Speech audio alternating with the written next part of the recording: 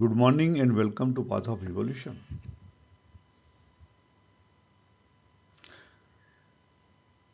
એક મિત્ર સાથે થોડુંક ડિસ્કશન થયું.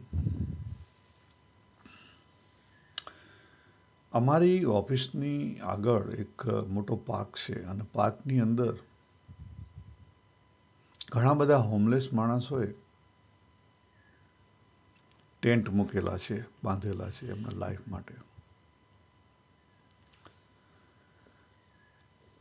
આ હોમલેસોમાં તમે જો હિસ્ટ્રી જુઓ તો કેટલાક હોમલેસ વ્યવસ્થિત જોબ કરતા હતા,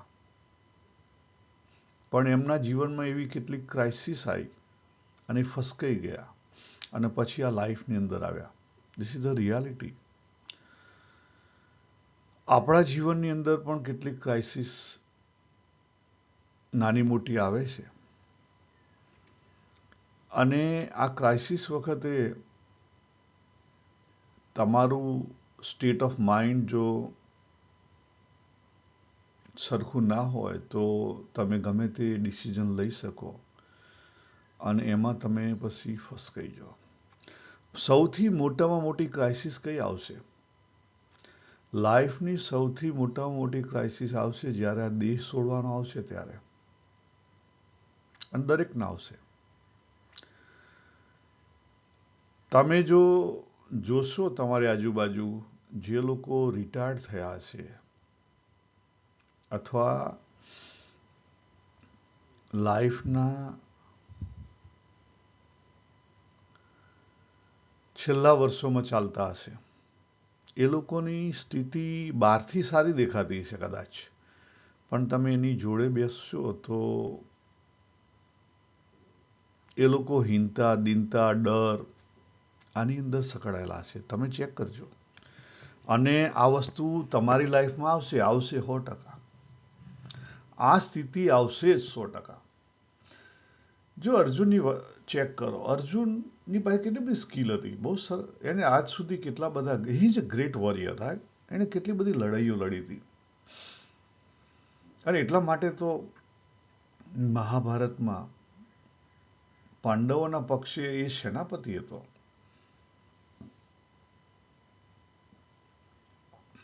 એ મેઇન યુદ્ધો હતો, રાઈટ. પરંતુ એવી પરિસ્થિતિ ઊભી થઈ કે સામે સંબંધીઓ સામે લડવાનું થયું અને એ ફસકાઈ ગયો. એટલે રિયલ વિઝડમ કોને કહેવાય? કે જે ક્રાઇસિસમાં કામ આવે.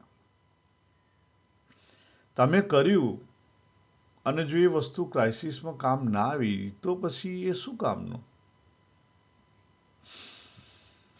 આપણે શરૂઆત કરીએ અહીંથી કે આપણા જીવનની અંદર જનરલી 3 સ્ટેપની સાધના હોય અને આજ જે કંઈ દુનિયામાં દેખાય છે મોટા ભાગે પહેલા સ્ટેપની સાધના દેખાય છે. પહેલા સ્ટેપમાં શું છે કે આપણે ખરાબ હતા ને સારા બનો, પણ સારા બની અને પછી સારામાં પકડાઈ જવાય છે. અર્જુનજીની માફક હું તમને બતાવું કે ભાઈ અહીંયાથી આપણે ચાલુ કરી આપણી લાઈફ અને અહીં આવ્યા અને અહીં આવીને સ્ટક થઈ ગયા. મોટા ભાગે મારા જેટલા પણ મિત્રો છે, હું 60 પહોંચ્યો ખ્યાલ.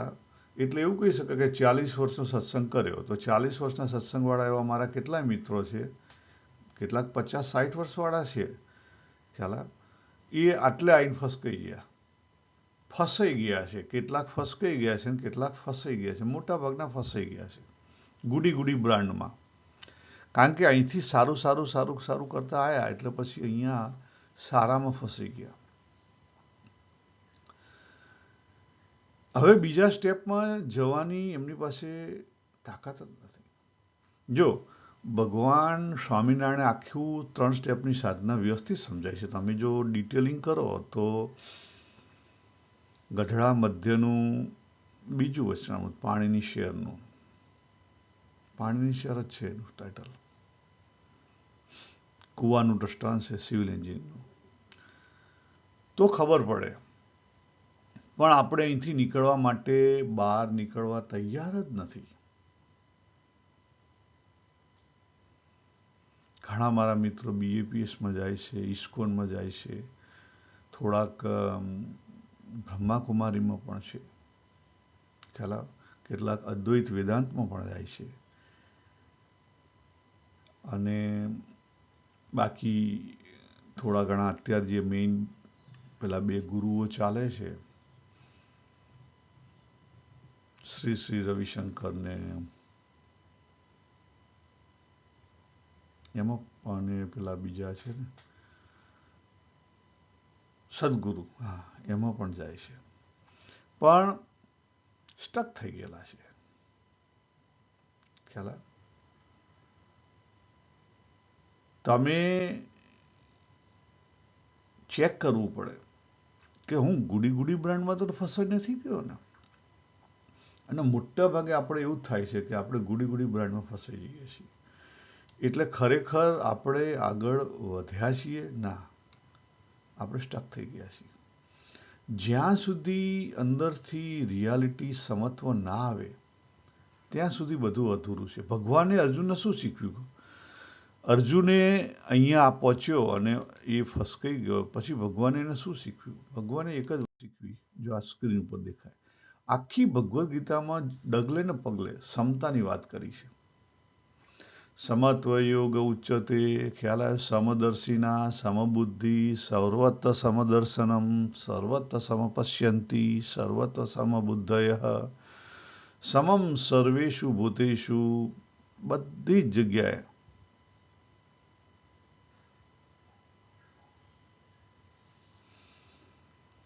પણ ત્યાં સુધી પહોંચાય છે નથી પહોંચાતું.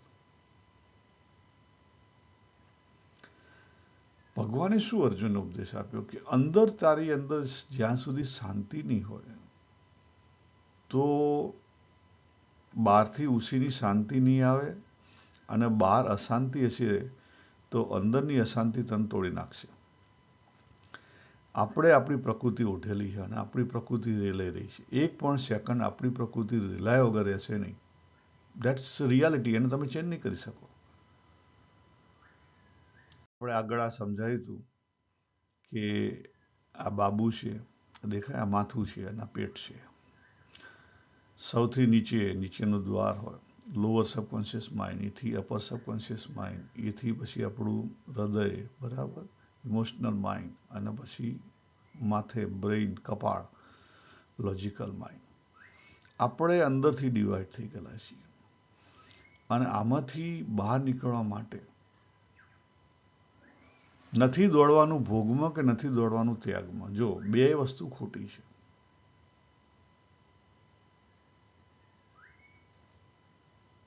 બંને વસ્તુ ખોટી. તમે ચેક કરો, ભગવાને એ જ વાત કરી છે.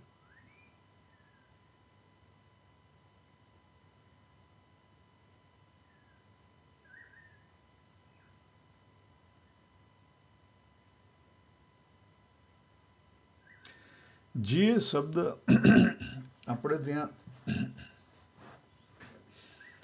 ત્યાગ વૈરાગ્યના સંદર્ભમાં જે વસ્તુ આપણે શીખીએ છીએ પહેલા સ્ટેપ માટે બરાબર છે કે ભાઈ પહેલા સ્ટેપમાં ત્યાગ એટલે ફિઝિકલ ત્યાગ, તમે ઇન્દ્રિયોથી હા ના બધો કરો, કેટલાક નિયમથી ત્યાગ કરો, એ બધું બરાબર છે પહેલા સ્ટેપ માટે. પણ બીજા સ્ટેપમાં એની વ્યાખ્યા બદલાઈ જાય છે. દરેક વસ્તુની વ્યાખ્યા બીજા સ્ટેપમાં બદલાઈ જાય. બીજા સ્ટેપમાં ત્યાગ એટલે શું? સંયમ એટલે શું? વૈરાગ્ય એટલે શું? સંન્યાસ એટલે શું? બીજા સ્ટેપની અંદર જ્યારે તમે આત્મચિંતન ઉપર જતા રહો, બીજા સ્ટેપના પોતાનું સ્વરૂપ શોધવા ઉપર જતા રહો, ત્યારે બીજા સ્ટેપમાં એ બધી વ્યાખ્યાઓ બદલાઈ જાય. આપણે નિયમ રાખીએ, નિયમથી જે ત્યાગ પડે એ ત્યાગ સાચો નથી. ભગવાને બીજા અધ્યાયમાં 59માં રસબુદ્ધિ, જ્યાં સુધી રસબુદ્ધિ હશે ત્યાં સુધી સાચો ત્યાગ નહીં આવે. જનક રાજા જેવું થવું જોઈએ. છેલ્લે અર્જુને જે વાત કરી એવું થવું જોઈએ. પહેલા અધ્યાયની અંદર ઉદ્ધવ ગીતામાં તમે જુઓ તો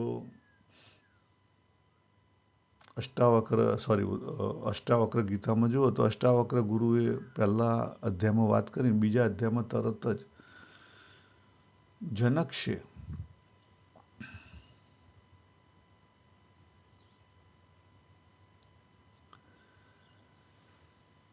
જનકે પોતે સ્વીકાર લીધું કે અહો, હું પોતે નિરંજન છું. ખ્યાલ આવ્યો? હું પોતે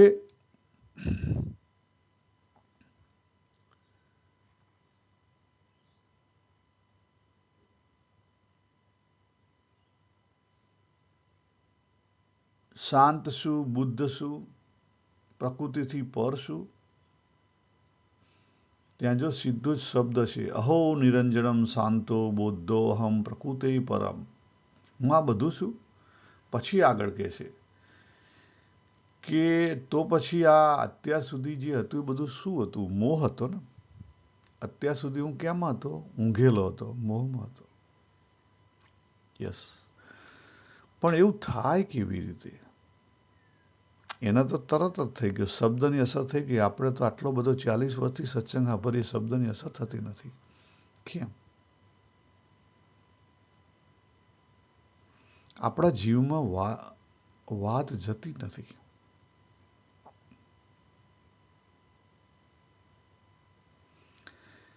કારણ કે આપણે દરેક જગ્યાએ ડિવાઈડ થઈ ગયેલા છીએ. જે બધી વસ્તુ શાંત હોય તો જીવમાં વાત જાય ને તો કામ થાય, બાકી થાય નહીં. કાર્યાણીનું પહેલું વચનામું, બરાબર. ઇન્દ્રિય જે વસ્તુ કહેતી હોય, હકાર ધણતી હોય,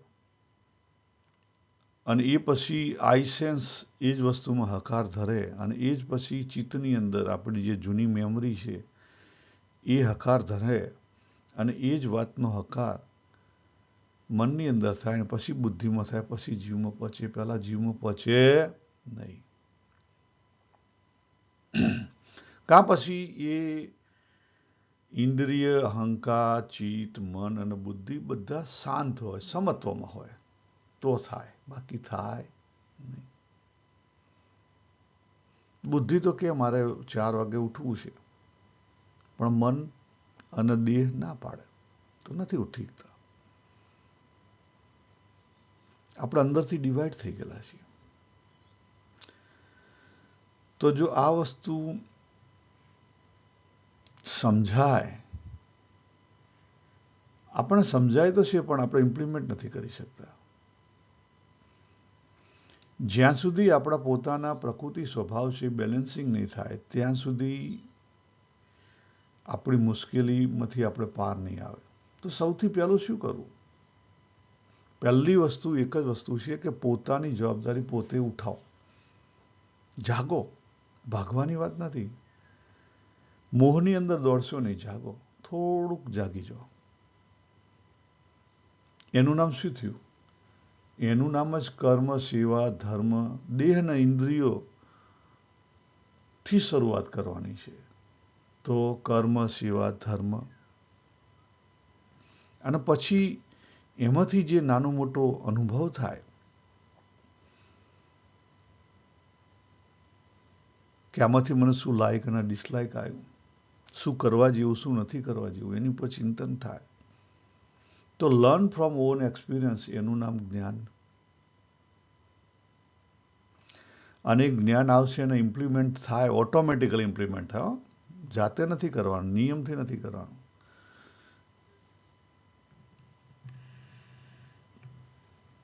તમે કોઈને નિયમ પડાવી ના શકો. એ બહારથી તો હા કે અંદરથી એની મરજી પ્રમાણે જ ચાલે. અને બહારથી નિયમ પડાવવાનો કોઈ મિનિંગ નથી. ઓટોમેટિકલી પડી જાય, ઓટોમેટિકલી બધું ખરી જાય. ભોગ બી ખરી જાય ને ત્યાગ બી ખરી જાય, નેગેટિવ બી ખરી જાય ને પોઝિટિવ બી ખરી જાય, રાગ બી ખરી જાય ને દ્વેષ બી ખરી જાય, ગુડ પણ ખરી જાય ને બેડ પણ ખરી જાય. એનું નામ સાચો વૈરાગ્ય. એનું નામ એવું કહેવાય કે ઇમ્પ્લિમેન્ટ વોટ યુ લર્ન. અને તો પછી કોઈના પ્રત્યે દ્વેષ રહે નહીં. બધાનું એક્સેપ્ટન્સ થાય, કોઈના પ્રત્યે દ્વેષ રહે નહીં. એનું નામ ભક્તિ. એનું નામ ભક્તિ. ભક્તિ અંદરથી ઉદય થાય, સંયમ અંદરથી આવે, ત્યાગ અંદરથી ઉદય થાય, બહારથી ના આવે. વૈરાગ્ય અંદરથી ઉદય થાય. આ બધી વસ્તુ અંદરથી ઉદય થાય.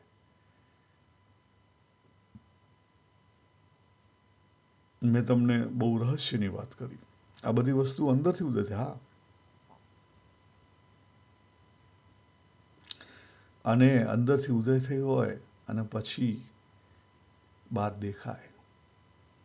જો નરસિંહ મહેતાના એનું ભજન જુઓ. અખિલ બ્રહ્માંડમાં એક તું શ્રીહરિ, જુજવે રૂપે ભાષે. દ્રષ્ટિ બદલાઈ જાય, પણ દ્રષ્ટિ તો બદલાય.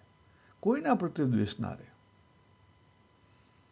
માણસ સહજ થઈ જાય, ક્ષમતામાં આવી જાય. આ વસ્તુ નહીં થાય ત્યાં સુધી મુશ્કેલી. તમે ગમે એટલી કથા સાંભળો, ગમે એટલી કથા કરાવો, ગમે એટલા નિયમ ધર્મ પાડો, ગમે એટલી સવારે ઉઠી પૂજા કરો, મેડિટેશન કરો, કોઈ કામ નહીં રહે. ગમે એટલી દાન દક્ષિણા આપો, તમારા વતી કોઈ નહીં કશું કરી શકે. જો હું તમને બીજા સ્ટેપની દાનની વ્યાખ્યા કરી આપું. પહેલા સ્ટેપમાં નહીં, પહેલા સ્ટેપમાં તો બરાબર છે કે ભાઈ તમારું જે કંઈ હોય એમાંથી તમને જે યોગ્ય લાગે તે એમાંથી થોડુંક આપો, બરાબર. કારણ કે તમે જીવ છો, તમે એક દેહરૂપ છે. જ્યારે દેહરૂપ હોઈએ ત્યારે દેહરૂપના ક્રિયાઓ કરવી જોઈએ. પણ દેહ જે આપણો સાકાર છે એને નિરાકાર સાથે ભેગો કરવાનો, મિક્સ કરવાનો છે. સમગ્રમાં જવાનું. જો મૂકી નહીં દેવાનું. તમે માત્ર સાકાર પકડો એટલે શું કર્યું? તમે એક અંગ પકડ્યું. ભગવાન માત્ર સાકાર છે? ના, ભગવાન સાકાર પણ છે. ભગવાન સગુણ નિરાકાર પણ છે. ભગવાન નિર્ગુણ નિરાકાર પણ છે. અને ભગવાન એથી પર પણ છે. એટલે આપણે સમગ્રને પકડવાનું છે. એક અંગ પકડશો ને તો મુશ્કેલી થશે. હવે આ બીજા સ્ટેપમાં દાનની હું તમને વ્યાખ્યા કરું. તમે જ્યારે કહેતા હો કે હું આત્મા છું, કે અહમ અક્ષરમ અહમ, અને એની સાધના કરતા હો, ત્યારે આત્માનું છે શું તે તમે દાન કરશો તો પ્રકૃતિનું છે.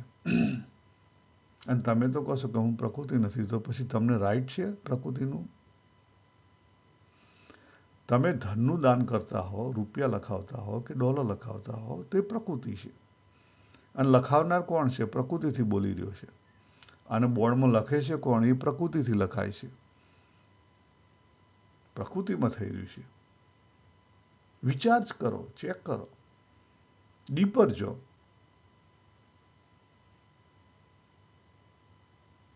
વિચાર કરજો.